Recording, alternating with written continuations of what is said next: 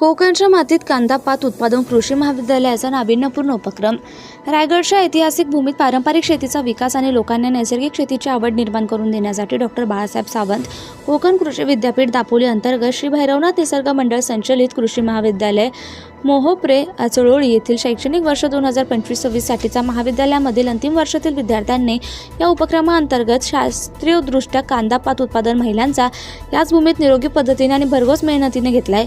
या कांदा पात उत्पादनामध्ये भरघोस उत्पन्न मिळावे यासाठी भीमालाल आणि पंचगंगा हे वाण वापरले जाते। कांदा पात उत्पादन घेत असताना रोप संवर्धन, नांगरट व्यवस्था, सिंचन नियोजन, सेंद्रिय आणि रासायनिक खत व्यवस्थापन, कीड रोग नियंत्रण तंत्र, तण नियंत्रण पद्धती तसंच उत्पादनाचं संकलन आणि हाताळणी यासारख्या कृषी व्यवस्थापनाच्या सर्व टप्प्यांवर काम केलं। विद्यार्थ्यांना कामाचे दैनंदिन नियोजन, वेळ व्यवस्थापन, पिकांच्या वाढीवर आधारित निर्णय घेणे, आवश्यक तेथे सुधारणा करणे तसेच एकमेकांशी समन्वय ठेवून टीमवर्क कसे करावे याचं प्रशिक्षण देण्यात येते।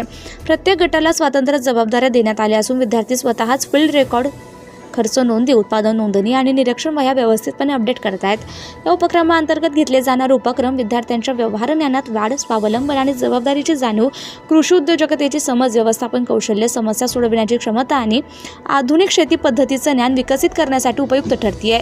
कार्यक्रमाची अंमलबजावणी कृषी महाविद्यालयाचे प्राचार्य डॉक्टर व्ही.जे. किम्हावणेकर यांच्या मार्गदर्शनाखाली होती। तसेच कार्यक्रमाचं पर्यवेक्षण निरीक्षक प्राध्यापक एन.व्ही. सावंत आणि पवार एन.पी. हे अत्यंत दक्षतेने करतात। या उपक्रमाअंतर्गत कृषी महाविद्यालयाचे विद्यार्थी महाडकरांसाठी फ्रेश भाज्यांची उपलब्धता कृषी फार्म ते ग्राहक थेट विक्री केंद्रामार्फत करून देतात।